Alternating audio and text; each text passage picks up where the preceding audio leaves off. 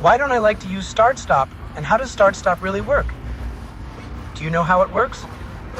I'm going to demonstrate and clear up any misconceptions about how it works and whether it's worth investing your money or if you're better off trying to save money with start-stop turned on.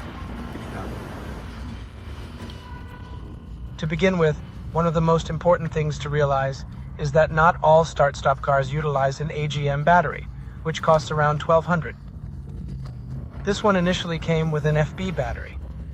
The thing controlling the on and off in this case is this little sensor that comes in the Volkswagen Audi series.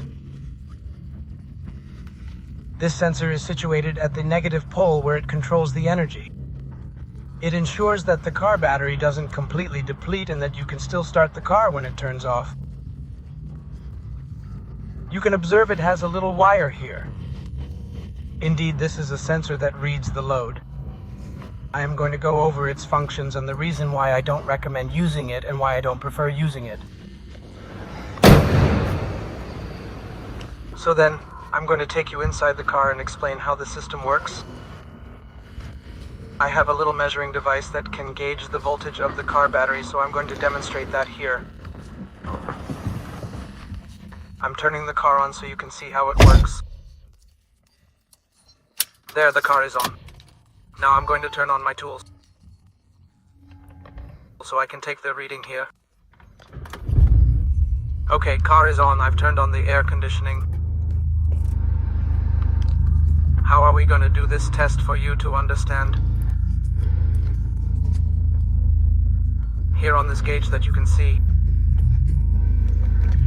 here is the battery charge. This is the battery, which is at 14.2, 14.3. Before cars with start-stop existed, the battery would stay around 14.2, 14.3. The car would operate with a battery at this average voltage.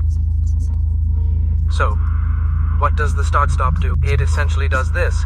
It charges up the battery to a certain voltage. It's like if you charged your cell phone until the battery hits 100%.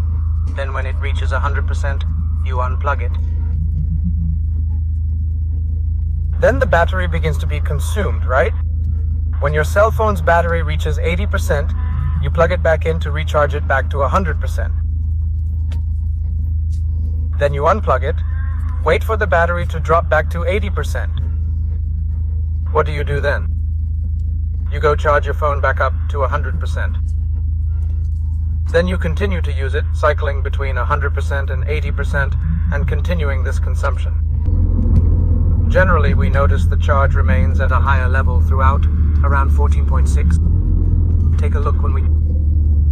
It stops at the light and the car turns off. You know, the battery voltage drops because the alternator stops charging the battery, and then the voltage drops a lot. What does it do? He takes the opportunity to use up the car's battery, so he uses up the car's battery, right? Then when he sees that the car will almost no longer start, he has a small energy reserve. He starts the car even when stopped at the traffic light, right? To come back again charging the battery, so that's what it does. It uses up the battery. Car, right? Forcing the battery to turn on and off all the time, for example. I'll stop here at the traffic light. It turns off. The voltage has already dropped. 12.4, 12.3, and it keeps dropping. You'll see that here the headlight has already opened again, but for example, it's 12.2. I'm going to take my foot off to start the car, 11.9. Then when I walk, it starts charging again, so that's what it does. You know, and that thing, the question of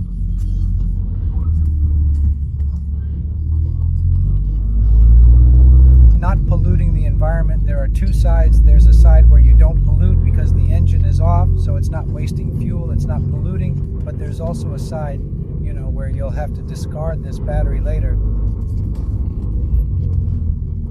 It's electronic waste, you know, it ends up harming the environment too, so I don't know if it's worth it, you know, because you'll also have to spend more money to change the battery sooner because it doesn't last that long.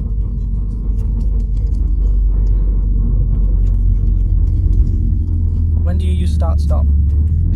One more example, I'm going to stop again here at the other light. It was at 14, 13, 14.3, 14.6. Oh, it's just a high value. The car stopped, it turned off.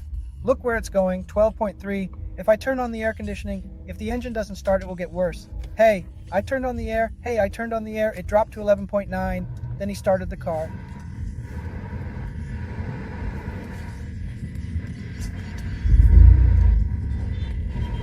drop to 10.9, 11. He already starts the car. Why? Because he sees that it will use up so much battery that you won't have any more battery to start the car. So he stays in this story of charging and discharging the battery all day, right? It's the same thing as taking your cell phone and charging it while discharging the cell phone all day. That's why it's not worth using. In my opinion, the little you save on fuel, I don't know if it's worth it. If it's such a huge saving that it's worth it, then you have to spend an absurd amount on a battery.